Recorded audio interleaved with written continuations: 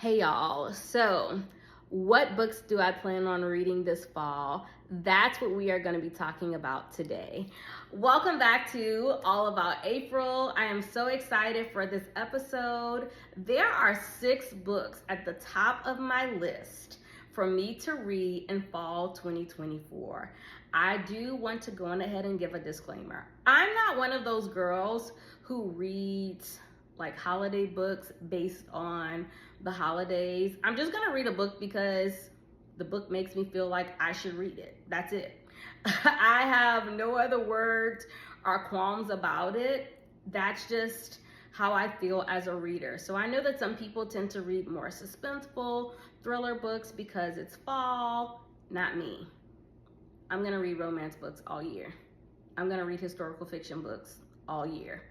I'm gonna read whatever books speak to my soul all year. And that's probably why I am a continuous reader, because I don't allow hype to interfere with the flow of what comes to me.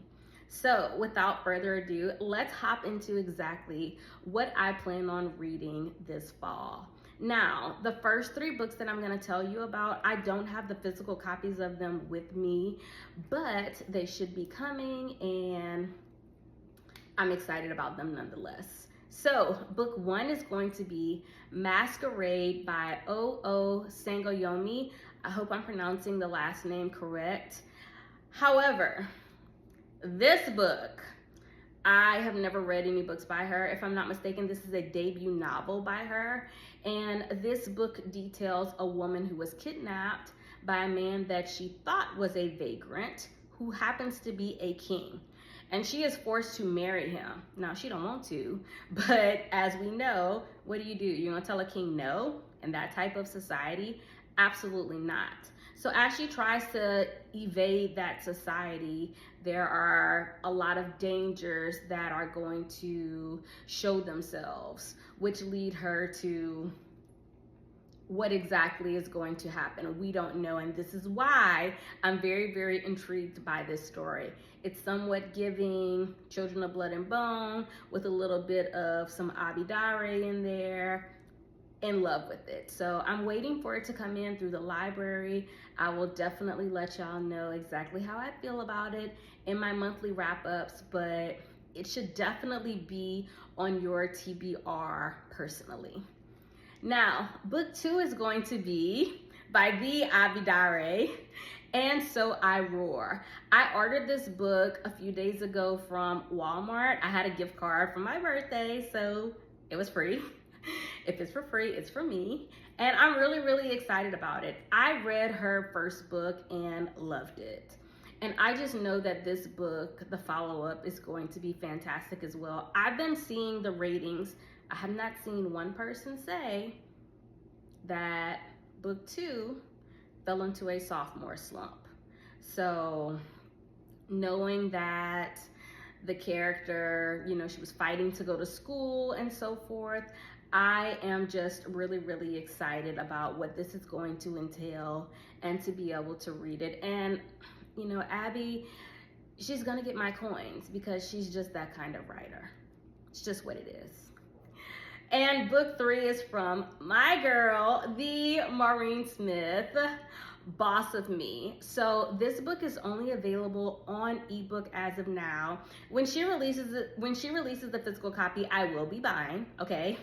But I am excited because what Maureen told us is that she initially wrote this book under a pen name, and she decided to release it under her name.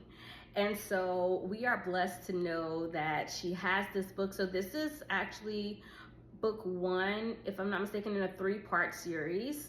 This is an enemies to lovers story. This is a billionaire romance story. And according to Maureen, this is one of the spiciest stories that she's ever written. So your girl is gonna be seated and reading. I am just really, really excited about it. And it's just a romance story. How can you go wrong with that? And with it being Maureen, I just know it's gonna be good. I've been looking at the reviews so far and everyone has said that yes, it definitely lives up to the hype. So can't wait to share with you about it as well. As far as physical copies of books, I plan on reading Love and Other Words by Christina Lauren.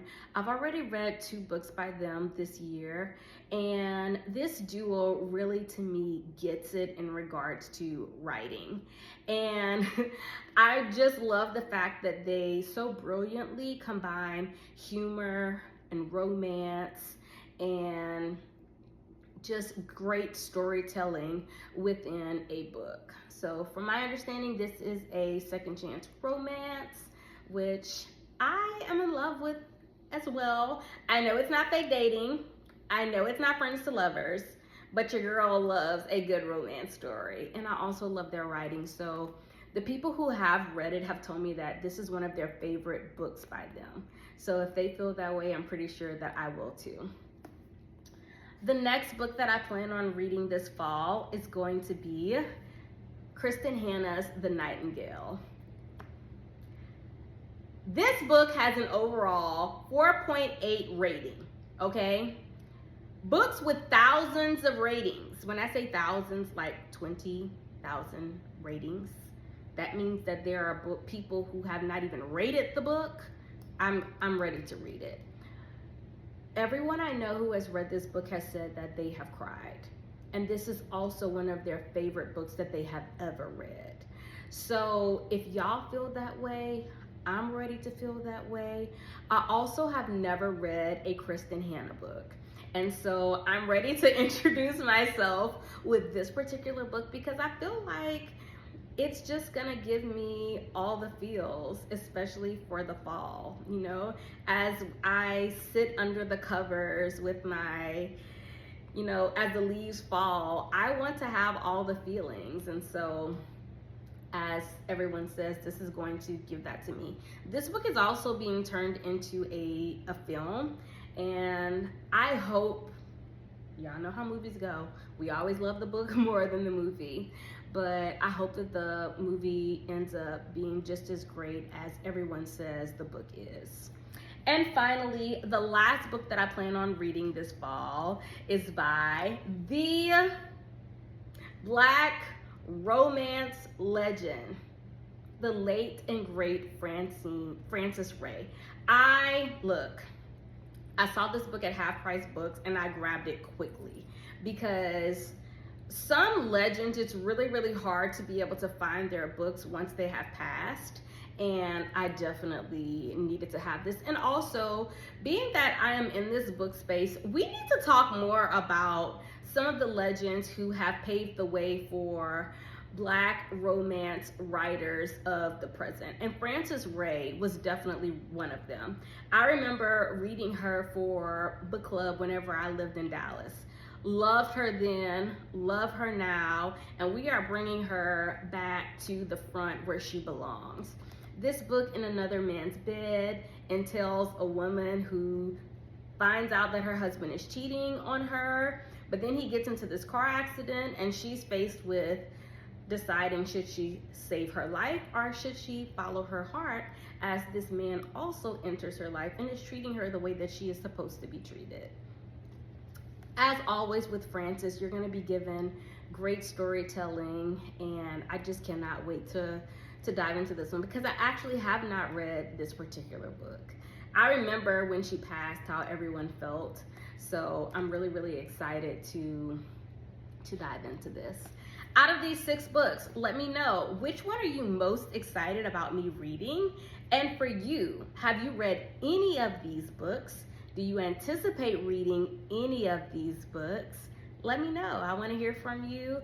And I'm really, really excited to have my fall be kind of led by these books as well. As always, don't forget to like, comment, and subscribe. Can't wait to hear from you, and also can't wait to share my next reads. And for next time, bye y'all.